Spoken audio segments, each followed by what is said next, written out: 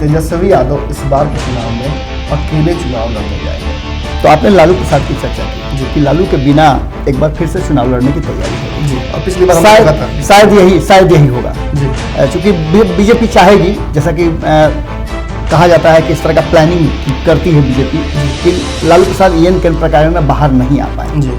तो निश्चित रूप से एक चुनाव तो हमने देखा, दुनिया ने देखा और बिहार ने भी देखा कि कहीं ना कहीं लालू प्रसाद के कारण या उनके नहीं अनुपस्थिति में ये पहला ऐसा चुनाव था जिसने आरजेडी सहित पूरे विपक्ष को कहीं ना कहीं धराशायी कर दिया कि तेजस्वी यादव धीरे धीरे इतने बड़े होते जा रहे हैं कि बाकी सब छोटे नजर आ रहे हैं, लेकिन उनकी समस्याएं विकराल होती जा रही है सुरसा के मुंह की तरह। अयोध्या में राम मंदिर बनने का रास्ता साफ हो चुका है, आप सभी को इसके लिए बधाई। लेकिन अयोध्या में आज जब जमीन को समतल किया जा रहा था तो उस दौरान कुछ ऐसे अवशेष निकले हैं जिससे स्थापित हो जाता है कि यहाँ पे पूर्व से ही मंदिर था। तो अब इस डिबेट में दोबारा पढ़ने की तो आवश्यकता है नहीं। इस देश के जितने भी मुसलमान हैं उन्होंने इस बात को मान लिया है कि वहाँ रामलला का ही मंदिर बनना चाहिए। कोर्ट ने भी वर्डिक्ट दे दिया है, लेकिन इस देश के टीवी चैनल इस बात को मानने के लिए तैयार नहीं है। आज भी टीवी पर नफरत परोसने की एक साजिश चल रही है। उससे इतर आपको पता है कि आप अपने घर में हैं, आप अपने पसंद से निष्पक्ष खबर देख रहे हैं भारत लाइव पर, और ये है आपका फेवरेट शो रातों रात में मैं और बाबा आपके साथ कुछ समय बिताएंगे। आप चाय और अपनी जो अखबार है उस दोनों को साथ में रख सकते हैं, लेकिन अखबार की आवश्यकता नहीं पड़ेगी क्योंकि जो खबर हम आपके लिए लेकर आए हैं उस खबर से आपको पूरे दिन की राजनीतिक हलचल समझ में आ जाएगी।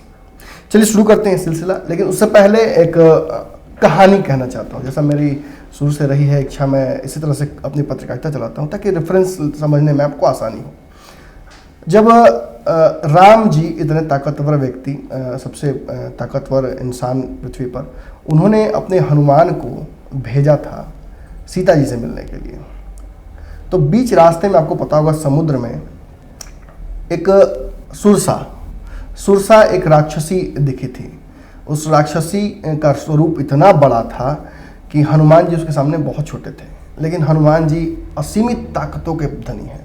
जो व्यक्ति, जो भगवान, जो काल्पनिक कैरेक्टर खुद ही पूरे हिमालय को उठा लेता है एक संजीवनी के नाम पर, वो इतना कमजोर कैसे हो सकता है, उतना छोटा कैसे हो सकता है कि एक छोटी सी राक्षसी जो समुद्र में रहती है वो उसे रोक सके। लेकिन आपको इस कहानी के माध्यम से भी ये पता चलेगा, आपको अगर रामायण आपने पढ़ी है तो वहाँ भी पता चलेगा, और अगर आपने टीवी पर चल रहे रामायण को देखा है जो कि अब कल चल ही रहा है तो वहाँ भी आपको पता चलेगा कि हनुमान जी बहुत व्यथित हो गए थे, क्योंकि वो हनुमान जी जितने ही बड़े हो रहे थे सुरसा उतनी ही बड़ी थी।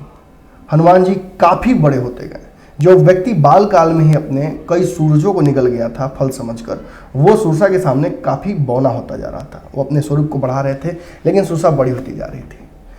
अंततः बुद्धि कहीं ना कहीं ताकत पर हावी हुई और हनुमान जी को ये बात समझ में आई कि मैं जितना ही बड़ा हो रहा हूँ उतना ही यहाँ से निकलना मुश्किल हो जाएगा। क्यों ना मैं इतना छोटा हो जाऊँ कि मैं यहाँ से निकल भी जाऊँ और मुझे ये देख भी ना सके। तब हनुमान जी ने मच्छर का रूप धारण किया, और मच्छर के उस रूप धारण करके उन्होंने इतनी छोटा अपने आप को बना लिया कि सुरसा के सामने से निकल गए, उसके शरीर में प्रवेश करके निकल गए, लेकिन उसे पता तक नहीं चला। कहीं ना कहीं आज तेजस्वी यादव बिहार की राजनीति में काफ़ी मजबूत होते जा रहे हैं। तेजस्वी यादव के सामने कोई दूर दूर तक नहीं दिख रहा है। अगर नीतीश कुमार की समस्याओं को देखें तो नीतीश कुमार अपनी ही समस्या में उस तरह से उलझ गए हैं जैसे किसी नए बच्चे को आप जो लटाई है पतंग उड़ाने के लिए दे दिया, उसका माछा उससे उलझ जाए निकल कर, उस तरह से नीतीश कुमार अपने माछा को समेट रहे हैं। लेकिन फिर भी नीतीश की उड़ती हुई पतंग को तेजस्वी काट नहीं पा रहे हैं, क्योंकि तेजस्वी यादव जितना ही ताकतवर हो रहे हैं उनके समक्ष जो समस्याएं हैं वो भी उतनी ताकतवर होती जा रही हैं। विशेष तो बाबा को समझाएंगे आपको कि आखिर मैंने ये सब रेफरेंसेस क्यों दिए हैं, लेकिन एक बात आपको बता दूं, इसकी पूरी तरह से संभावना है कि तेजस्वी यादव इस बार के चुनाव में अकेले चुनाव लड़ने जाएंगे। ना तो उनके सर पर लालू प्रसाद यादव का सीधा साया होगा, और ना ही उनके सहयोग करने के लिए उनके पुराने सहयोगी यानी लालू ने जो टीम बना रखी थी महागठबंधन के नाम पर वो नजर आएगी। इसके पीछे बहुत सारे कारण हैं, लेकिन पिछले कम से कम लगता है कि 6 महीने में जिस तरह से मीटिंगों का दौर लगातार महागठबंधन में हो रहा है, और गुप्त मीटिंग जिसमें कांग्रेस तक को शामिल नहीं किया जा रहा है। ये साबित कर रहा है कि कहीं ना कहीं समस्याएं जो हैं वो तेजस्वी के ताकत और स्वरूप से भी बड़ी होती जा रही हैं। जैसे जैसे तेजस्वी बड़े हो रहे हैं वैसे वैसे उनकी समस्याएं बड़ी हो रही हैं। विशेष चर्चा बाबा करेंगे। नमन जी, आपने लगभग सभी बातों को इस तरीके से समझा दिया कि उसमें बहुत कुछ रह नहीं जाता है। लेकिन राजनीतिक रूप से अगर देखें हम, तो आपने लालू प्रसाद की चर्चा की कि लालू के बिना एक बार फिर से चुनाव लड़ने की तैयारी हो रही है। और पिछली बार हमने कहा था शायद यही होगा जी, चूंकि बीजेपी चाहेगी, जैसा कि कहा जाता है कि इस तरह का प्लानिंग करती है बीजेपी कि लालू प्रसाद EN के प्रकार में बाहर नहीं आ पाए।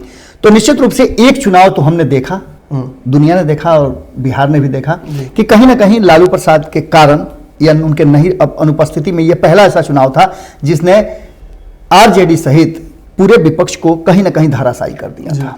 और RJD पहली बार अपनी स्थापना से लेकर के अब तक एक लोकसभा में अपना प्रतिनिधित्व तक नहीं दे पाई जी। इन सब के बाद जो आपने चर्चाएं शुरू की हैं कि तेजस्वी यादव धीरे धीरे इतने बड़े होते जा रहे हैं कि बाकी सब छोटे नजर आ रहे हैं, लेकिन उनकी समस्याएं विकराल होती जा रही हैं सुरसा के मुंह की तरह। अब इसमें वो कैसे निकल पाएंगे, एक बड़ी समस्या है और इस पर गहन चिंतन भी चल रहा है।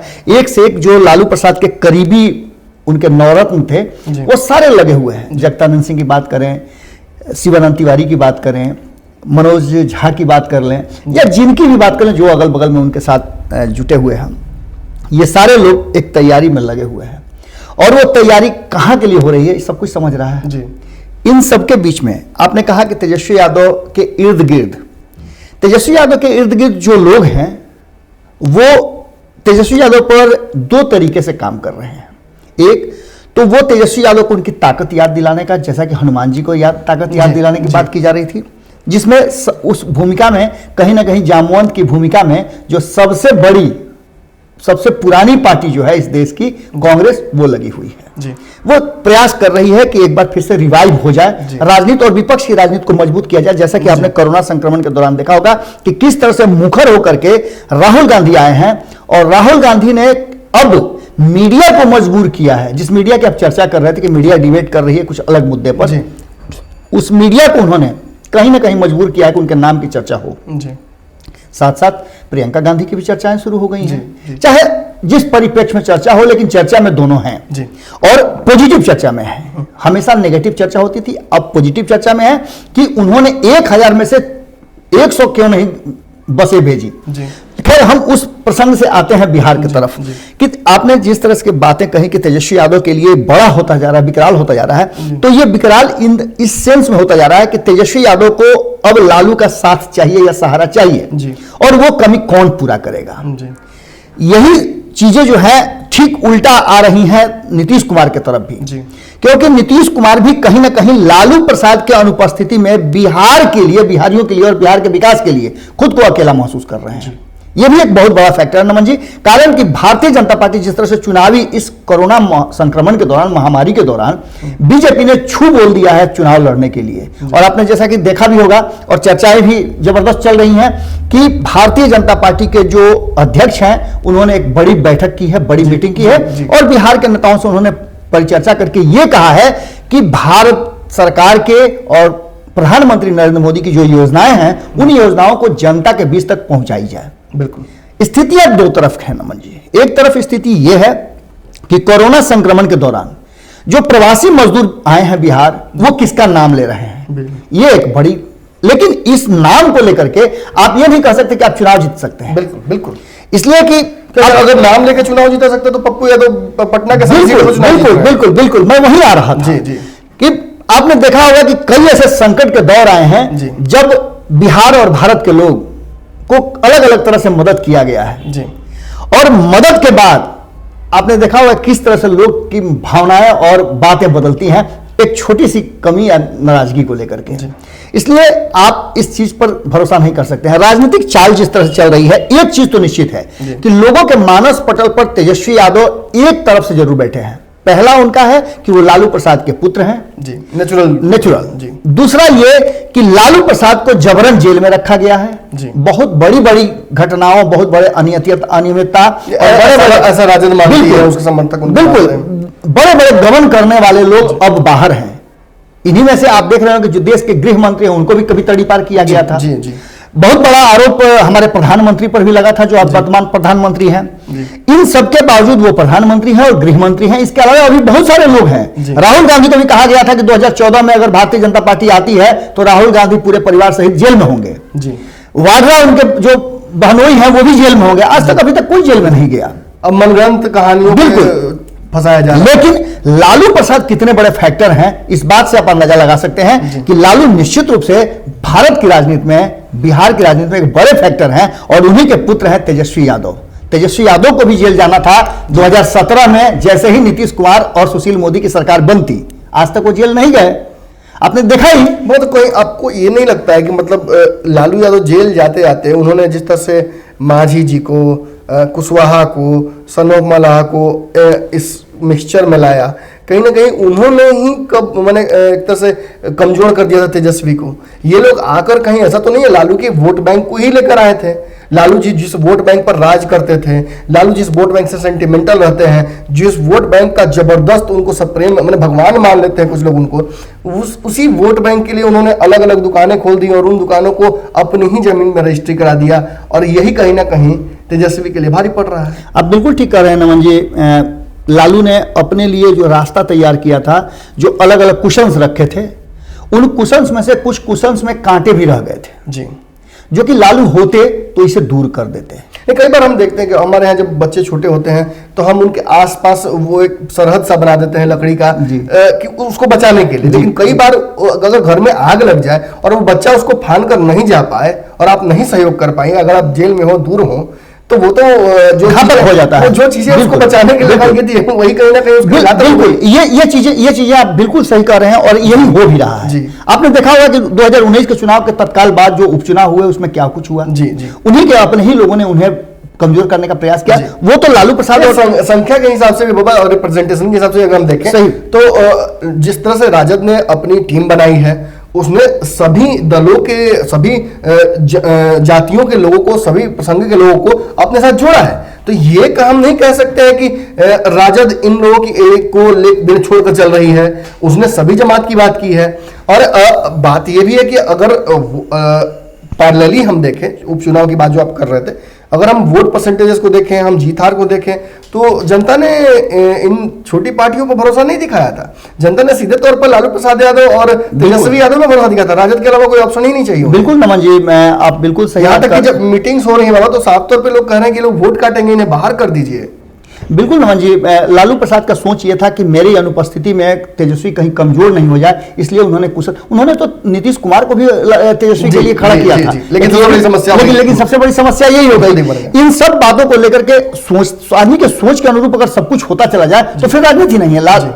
लालू प्रसाद ने ये सोचा कहा था, वो एक सारा स्टेप था जो कि कहीं ना कहीं उल्टा रिएक्ट कर। बिल्कुल, चारा घोटाला भी किसी तरह का माहौल है कि चारा घोटाला के और भी बहुत सारे, जैसे कि चर्चा आपने किया भी था और फैक्ट्स भी है जिसकी चर्चाएं राजनीतिक घरानों में होती हैं कि इतना बड़ा चारा घोटाला हुआ जिसमें बहुत सारे लोग इन्वॉल्व थे, लेकिन बहुत सारे लोग उसमें बरी भी हो गए हैं, लेकिन लालू प्रसाद में फंसे हुए हैं। ये जो भी कुछ चल रहा है, इसमें कुछ नाम जो आपने बताया था जिसको कुशन बनाया गया था तेजस्वी यादव के लिए, वो सारे नकारा साबित हुए। लेकिन इतना ही नाम नहीं है, इसके पीछे कन्हैया कुमार का भी नाम आप ले सकते हैं जी।